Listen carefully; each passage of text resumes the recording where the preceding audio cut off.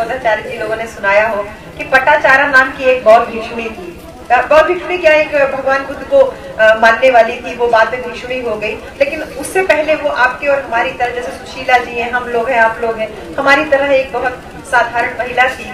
और वो अपने परिवार के जो है मतलब विरोध से जाकर के एक बहुत अमीर घर की थी वो, लेकिन एक गरीब लड़के से शादी कर लेती है। और शादी मतलब घर छोड़ के चली जाती है और उस लड़के से शादी कर लेती है। शादी के बाद उसको एक बेटा पैदा होता है, मैं शॉर्ट में सुना रही हूँ। हाँ, बेटा पैदा होता है और फिर जब दूसरी बार उसको बच्चा होने को होता है तो उसका आदमी क्योंकि कुछ कमाता उमाता तो था नहीं, तो एक जंगल में लकड़ी काटने के लिए वो जाता था, उसी से कुछ गुजर बसर होता था। तो वो उसको बोलती है कि ये दूसरा बच्चा मैं अपने मायके में पैदा करना चाहती हूँ, तो मेरे लिए कुछ जाने की व्यवस्था कर दो। तो इतना पैसा तो था नहीं, कैसे व्यवस्था करते। तो आदमी जाता है जंगल में लकड़ी काटने के लिए और वहां उसको सांप काट लेता है, सांप काट लेता है और वो आदमी उसका मर जाता है। ये अपना जो है बच्चे को लेकर के जो 1-1.5 साल का बच्चा था, दूसरा बच्चा पेट में था, उसको लेकर के वो जाती है अपने पति को खोजने की। शाम हो गई, अभी तक आए क्यों नहीं। जाती है, देखती है जंगल में तो वो उसका पति मरा हुआ पड़ा। अब वहाँ वो बहुत परेशान हो जाती है और उसके बाद उसको दर्द स्टार्ट हो जाता है और उसका वहाँ पे बेटे का एक और जन्म होता है, मतलब एक और बच्चा पैदा होता है। तब वो सोचती है कि 2 बच्चे हो गए, मैं क्या करूं, मैं कैसे जो है अपने मायके जाऊं। पति भी खत्म हो गया तो उसको तब तक आंधी तूफान शुरू हो जाता है और पास में नदी बह रही होती है। उस नदी में बहुत तेज पानी का बहाव चालू हो जाता है। अब नदी क्रॉस करके उसका गाँव होता है। अब वो सोचती है कि मेरे को नदी क्रॉस करके कैसे मैं जाऊं। 2 बच्चा, एक बच्चा तुरंत पैदा हुआ और एक बच्चा जो है 1.5-2 साल का बच्चा। अब वो दोनों बच्चों को लेकर के जाती है नदी के किनारे पे। तो वो तैरना तो जानती थी, तो वो सोचती है कैसे जाऊं। तो अपने क्या करती है, बच्चे को, एक छोटा जो बच्चा था उसको जो है छोड़ देती है और उसको कहती है कि तू जो है जब तक मैं हाथ न हिलाऊं तब तक तुम उस तरफ मत जाना, हाँ, तब तक तुम उस तरफ मत आना। और वो जो नया बच्चा पैदा हुआ था उस बच्चे को ले करके वो नदी पार करके उस पार पहुंच जाती है। अब उस पार पहुंच करके अपना जो नया बच्चा पैदा था उसको वहां छोड़ती है और फिर नदी क्रॉस करके आने की होती है कि इधर अपने दूसरे बच्चे को लेकर के जाए उस पार। अब सोचिए कितना धीरज धरा हुआ है उसने। वो नदी के बीच धारा में पहुंचती है, तब तक ऊपर एक चील आ जाता है और वो चील देखता है कि कोई एक मांस का टुकड़ा पड़ा हुआ है, यानी उसका नया पैदा हुआ बच्चा था ना, वो बच्चा उस तरफ पड़ा था। वो चील सोचती है कि अब मैं इस बच्चे को उठाऊं और लेकर के खाने के, उसके लिए खाना है ना, उसके लिए तो वो बच्चा है नहीं। तो जब चील को ऊपर देखती है तो उसको अपना बच्चा ध्यान आता है कि कहीं वो मेरे बच्चे को न उठा ले। अब माँ है ना, तो चील को हटाने के लिए ऐसे हाथ ऊपर करती है। तो उधर उसका वो जो बच्चा है वो सोचता है कि मेरी माँ मुझे बुला रही है। उसने कहा था ना जब तक हाथ ना दूं तब तक आना नहीं। उसको लगता है कि मेरी माँ मुझे बुला रही है और वो बच्चा उधरी से चल देता है नदी की तरफ। वो नदी की तरफ चल देता है तो नदी में इतना बहाव होता है वो बच्चा उसका बह जाता है। अब इधर माँ बीच धारे में है, उधर चील उस बच्चे को उठाती है और उस बच्चे को भी लेकर के चली जाती है। एक रात में 3 कष्ट झेला ना उसने। पति खत्म हो गया, एक बच्चा नदी में बह गया, दूसरे बच्चे को बाज उठा के लेके चला गया। वो एकदम पागल हो जाती है, फिर भी हिम्मत धरती है, वापस आती है अपने गांव की तरफ। क्या बच्चे तो दोनों चले गए, अपने गांव के पास आती है और अपने गांव में एकदम सन्नाटा पसरा हुआ था। अपना घर ढूंढती है पागलों की तरह से। तो उसके गांव का एक आदमी मिलता है, कहता है कि बहनी राती के बहुत आंधी तूफान आ रहा, उसमें तुम्हारा घर जो है पूरा जल गया और तुम्हारे परिवार के सारे लोग खत्म हो गए। पूरा परिवार खत्म हो गया, पति खत्म हो गया, बच्चे खत्म हो गए, सब खत्म हो गया। वो औरत पागल हो जाती है, पटाचारा पागल हो जाती है और वो बिल्कुल पागलों की तरह से, जैसे नहीं आपको सड़क वड़क पे घूमते दिख जाते वैसे शरीर पे को वस्त्र नहीं रह जाता, ऐसे नंग ढलंग घूमती रहती है। उसको कुछ समझ में नहीं आता है क्या करें। उसी बीच में भगवान बुद्ध वहां पर मौजूद होते हैं। भगवान बुद्ध के समय की बात है। भगवान बुद्ध जो है एक जगह उपदेश कर रहे होते हैं और पटाचारा बिल्कुल पागलों की तरह से ऐसे घूमती टहलती, वो वही जहाँ पे जो विहार था वही उसके दरवाजे पे ऐसे बैठती है आकर के। तो भिक्षु लोग होते हैं, वो लोग देखते हैं एक नंगे धड़ंग औरत जो है अंदर चली आ रही है, तो वो लोग उसको डांट के भगाने लगते हैं। भगवान बुद्ध ऐसे देख रहे होते हैं, जैसे बैठे हैं भंते जी, यहाँ से भगवान बुद्ध देख रहे होते हैं और वो तुरंत इशारा करते हैं कि नहीं उसको आने दो। उसको होश नहीं, उसके शरीर पर कपड़ा नहीं है लेकिन उसको होश नहीं। इतनी सारी सभा में लोग बैठे हुए हैं और वो ऐसे बेसुध सी चली आ रही, क्योंकि वो बिल्कुल पागल सी है। वो आती है, बैठ जाती है, सबको देखने लगती है। भगवान बुद्ध से कहते हैं पटाचारा होश में आओ। पटाचारा को कुछ सुनाई नहीं देता है। फिर वो कहते हैं पुत्री होश में आओ, पटाचारा होश में आओ, बेटा होश में आओ, ऐसी कुछ बात उसको बोलते हैं। और जब 3 बार भगवान बुद्ध बोलते हैं, उसके कान में बात चल जाती है, तो अचानक से वो अपनी पागल वाली जो स्टेट होती है उससे वो बाहर आती है और उसको वो इधर उधर देखने लगती है। और जैसे शरीर पर कपड़ा नहीं है तो उसको जैसे लाज आने लगती है, तो वो थोड़ा अपना हाथ को ऐसे करने की कोशिश करती है। तब भगवान बुद्ध समझ जाते हैं कि इसको होश आ गया है। तो तुरंत एक भिक्षु अपना चीवर उतारते हैं और उस औरत के ऊपर कपड़ा जो है वो डाल देते हैं। तो वो कपड़ा ओढ़ करके जैसे उसको थोड़ा ठीक लगता है कि हाँ कपड़ा था, तो इधर उधर देखती है, लजा जाती है। और फिर भगवान बुद्ध उसको उपदेश करते हैं, वो होश में आती है और उसको बताते हैं कि दुनिया में ऐसा कोई भी व्यक्ति नहीं हुआ जिसके घर में कोई मृत्यु को प्राप्त नहीं हुआ है। तो तेरा ही अकेला घर नहीं, तेरा ही अकेला बेटा भाई नहीं खत्म हुआ, या माँ बाप नहीं खत्म हुए, या पुत्र नहीं खत्म हुआ। यही कहानी मैं चाह रही थी कि सुना देते, मैं उसके आगे की बात कर दी। ये कहानी ज्यादातर लोग यहीं तक सुनाते हैं कि भगवान बुद्ध ने उसको उपदेश किया, फिर वो भिक्षुड़ी बन जाती है। जैसे भट्टे लोग कपड़ा पहनते हैं, ऐसा कपड़ा पहन करके वो रहती है। हम कहानी यहीं तक ज्यादातर सुनते हैं, लेकिन इसके बाद क्या होता है? इसके बाद वो पटाचारा जो है, महाप्रजापति गौतमी, जो भगवान बुद्ध की माँ तो खत्म हो गई थी ना, उनको पैदा करने के 1 हफ्ते बाद जो महामाया थी वो जन्म देने के बाद खत्म हो गई थी। भगवान बुद्ध की खुद की माँ उनको जन्म देने के 1 हफ्ता बाद खत्म हो गई थी। तो जो उनकी मौसी माँ थी, जो उनकी मौसी थी, वो उनकी दूसरी माँ थी, वही उनको पपालती है। उनका नाम है महाप्रजापति गौतमी। तो बच्चों का जब नाम रखिए तो ऐसा नाम, एक अभी बैठी थी, उठ के शायद चली गई, उनका बच्चा छोटा था, नाम रखना हो तो ऐसा नाम रखिए ना, महाप्रजापति गौतमी। नाम कितना वर्जनी है। और हमारे भगवान बुद्ध की माँ से जुड़ा हुआ नाम भी और नया नाम भी रहेगा। गौतम नाम तो हम लोग बहुत रखते हैं, लेकिन महाप्रजापति गौतमी नाम रखिए, महामाया नाम रखिए, तो एक बच्चे के अंदर भी तो संस्कार आएगा। तो महाप्रजापति गौतमी के संगत में वो पटाचारा रहने लगती है। और फिर क्या होता है, एक दिन वो लोग अपना ध्यान का अभ्यास और जो कुछ भी सूत्र पठन ये सब कुछ करते रहते हैं। एक दिन महाप्रजापति गौतमी कहीं काम से गई हुई होती है और वो पटाचारा जो है पैर धो रही थी अपना। तो पैर धोते हैं तो कैसे है, जैसे लोटा में पानी लिए और थोड़ा सा हाथ धोए, ऐसे जमीन पे पानी सोख ले ना, जहाँ तक ले पानी जाए पानी वही सूख जाए।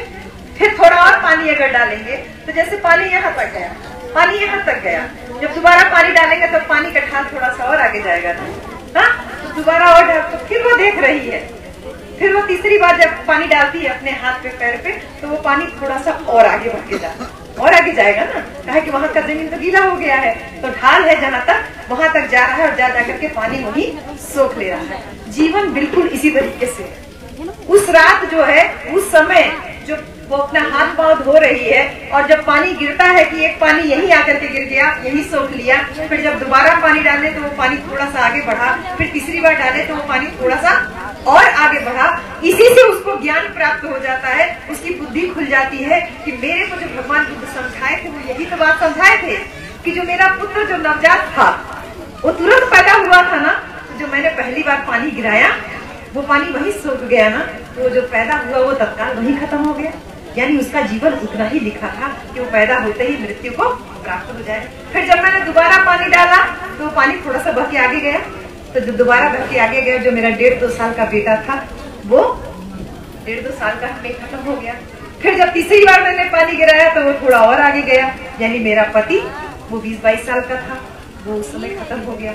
फिर तीसरी बार चौथी बार जब पानी गिराती है तो पानी जैसे जैसे आगे बढ़ता जाता है तो कहती है कि इस तरीके से मेरे माँ बाप खत्म हो गए, इसी तरीके से मेरे भाई बहन खत्म हो गए, मेरे काका काकी खत्म हो गए। तो जीवन इसी प्रकार से चल रहा है कि कोई तत्काल खत्म होने के लिए पैदा हुआ है, कोई हो सकता है 50 साल का खत्म हो, कोई हो सकता है 20 साल में खत्म हो जाए। तो बाबू अमित के लिए हम शुरू में मैंने कोई फॉर्मेलिटी आपसे इसीलिए नहीं कही कि जो आचार्य जी ने बात जहाँ छोड़ी थी मैं उसी बात को थोड़ा सा आगे बढ़ाऊँ आप लोगों तक, कि रोते हैं हम हैं थोड़े समय के लिए, लेकिन उसके बाद हम वापस अपने जीवन में जो पहुंच जाते हैं। इस बात को जब पटाचारा ने समझा तो एक तुरंत कहानी कही, वो कहानी मैं आप लोगों के लिए मोबाइल में लेकर के आई थी। वो जो गाथा कहती है, जो कविता कहती है, 4 लाइन की बोलती है, वो ये कहती है कि मैंने जल की धारा को बहकर, पटाचारा कहती है जैसे हाथ धो रही है ना तो पानी बह रहा है, कहती है मैंने जल की धारा को बहकर पृथ्वी के गर्भ में पुनः समाते देखा।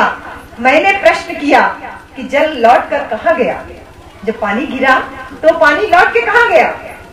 सौम्य मौन अवस्था में ध्यान किया और चित्त और शरीर को चेतन अवस्था में देखा, 6 ज्ञानेंद्रियों के विषय का स्वरूप देखा, जैसे वे शक्तिशाली त्वरितगामी अश्व हो, यानी घोड़े के समान हो। दीपक की बत्ती पर त्राटक साधना की, जैसे दीपक की बाती है ना, अभी तक कैंडल बहुत तेज जल रहा था, अब देखिए धीरे धीरे बुझने की तरफ आ गया ना। तो जब तक तेल होगा तभी ना बाती जलेगी। तो कह रही है कि दीपक की बत्ती पर साधना की, मैंने अपना चित्त यानी अपना मन, अपना चित्त केंद्रीकृत किया। समय न जाने कब बीत गया, दीपक तब भी जल रहा था।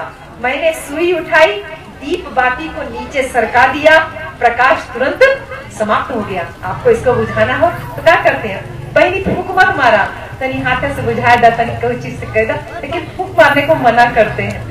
तो जो कहते हैं मैंने सुई लिया और थोड़ा सा बस उसकी जो डोरी है उसको हल्का सा बाती को कर दिया और वो बुझ गया। एक ज्योति बुझ गई थी, किंतु अकस्मात मेरा स्व तेज जागा, मेरी चित्त समस्त बंधनों से मुक्त था और उदित हो गया प्रभाती तारा। ये पटाचारा, ये कहानी, ये कविता कहती है कि दीपक में जैसे बाती जल रही थी, उसको मैंने सुई से दबाया तो वो तत्काल बुझ गया, लेकिन उसमें तेल बाकी था, वैसे ही मेरे चित्त में भी ये बाकी था। मुझे भी ये पता था कि ये सारे लोग मर जाएंगे, लेकिन मैंने इस बात को मानने से इनकार कर दिया ना, इसीलिए तो मैं दुखी थी। जैसे हमारा भी कोई सगा छोड़ के गया तो हम दुखी है ना। कह रहे थे ना, प्रियों का बिछुड़ना दुख है, अप्रियों का मिलना दुख है। कौनो बिना बुलाए मेहमान आ जाएगा तो कितना ठंडी में आलस लगेगा ना कि इनके यही बेला मिलल, अब हमके चूल्ह फूके पड़ी, खाना बनावे के पड़ी। तो अप्रियों का मिलना दुख है, परेशान होते हैं ना, कष्ट में आ जाते हैं। और प्रिय लोग छोड़ के जाते हैं, बहिनी जैसे अपन माई आ जाए, अपन बहिनी आ जाए, तो चाहे महीना भर रह जाए, बनाए खिलाए, जितना सेवा वो हो कर, तो प्रिय। और जब वो जाती है तो रोना आता है ना, अपनी माँ जाती है तो रोना आता है, अपनी बहन जब जाती है तो रोना आता है। तो जो प्रिय लोग जब बिछुड़ते हैं तो भी दुख होता है, अप्रिय लोग जब मिलते हैं तो भी दुख होता है। पटाचारा यही कहती है कि मुझे इसका ज्ञान था, मेरे चित्त में था, लेकिन मैंने इसको मानने से इनकार कर दिया। लेकिन आज मुझे ये समझ में आ गया कि जैसे पानी मैंने हाथ धोया तो जैसे समाया, तो जिस गति से समाया, जीवन भी उसी गति से धीरे धीरे करके समाप्त हो रहा है। बस इस बात का स्मरण रखना है, आपको, हमको, सबको इस बात का ज्ञान होना चाहिए, याद रखना है कि हम सबको मृत्यु को प्राप्त होना है। आज नहीं तो कल, कोई थोड़ा पहले चला गया, कोई थोड़ा बाद में जाएगा। तो ये ज्ञान कहाँ से आएगा? ये ज्ञान वैसे ही आएगा जैसे एक बार एक स्कूल में, मैं थोड़ी सी कहानी आपको दूसरी सुनानी। एक बार स्कूल में, एक स्कूल का क्या, स्कूल से पढ़ के एक लड़का आया, अपना बच्चा घर पे आया, माँ बाप उसका होमवर्क करा रहे। आप लोग तो होमवर्क से कोई लेना देना रहता नहीं है, शाम को तो लिपस्टिक लगा के आप लोग तैयार हो जाती है और बस उसके बाद खाना बनाने की तैयारी, बिना भर जमाइन बनी रहेंगी और शाम को जो है तैयार वैयार होकर ठकुराइन बनने की कोशिश करती है। हाँ, तैयार वैयार हो जाएंगी, उसके बाद फिर खाना बनाएंगी, खाएंगी और फिर सोएंगी, और कोई काम नहीं। आप लोग अपनी क्षमता को खुद ही नहीं जानते कि आप क्या कर सकते। अरे सोचिए कि जो बच्चे को जन्म दे सकती है उससे पावरफुल कोई हो सकता है? बहन जी, हमसे पावरफुल कोई हो सकता है? आदमी का काम 5 मिनट का हो रहा है, आपका काम जिंदगी भर का। हमसे पावरफुल कोई हो सकता है? और फिर भी ये हमको कमजोर कहते हैं, जो इनको पैदा करते हैं ये हमको कमजोर कहते हैं, और वो हमको कमजोर कहते हैं और हम मान भी लेते हैं कि हम कमजोर हैं। अपनी क्षमता को जानिए कि आप क्या नहीं कर सकती हैं। मेरी माँ तो अनपढ़ थी बहन जी, अभी अनपढ़ है, बल्कि जिंदा है। माँ एकदम अनपढ़ थी, लेकिन मुझे प्रोफेसर बनाई ना, माँ की ही तो देन है। आज मैं जानी जाती तो अपनी माँ के नाम से ज्यादा जानी जाती। पिताजी भले काला ऊपर करके घूमे, लेकिन जानी मैं अपने माँ के नाम से जानी। वही अपन माई के जैसे नहीं, हमको हमेशा यही बोलते हैं, माई जैसे नहीं। जैसे माँ ने सिखाया तो वैसे ही ससुराल में भी जाते हैं तो काम काज करते हैं, जब पढ़ाने जाते हैं तो वहाँ पे एक अलग हमारा रूप होता है। जब आपके बीच में रहते हैं तो फिर से अपनी माँ के जैसे हो जाते हैं, जैसे हमारी मम्मी थी बिल्कुल वैसे ही आपके बीच में रहते हैं। तो आप अपनी क्षमता को पहचानिए, वो बच्चे को जो है पढ़ाना शुरू करिए। जब शाम खाना वाना बनाने से पहले का जो काम टाइम होता है, लड़का लोगन के डराए के, धमकाए के, मार के, पीट के बैठावा पढ़ाए खाते। ये कोरोना में तो लड़का लोगन के स्कूल कॉलेज सब चौपट हो गया, सब बंद है ना, सब बंद है ना। अब बच्चे बर्बाद हो रहे हैं कोरोना की वजह से नहीं, आपकी लापरवाही की वजह से। हम पढ़ा नहीं रहे ना, जैसे स्कूल का टाइम था, कुछ नहीं तो 4 घंटा 6 घंटा, नहीं तो 2 घंटा 1 घंटा तो हम पढ़ा सकते।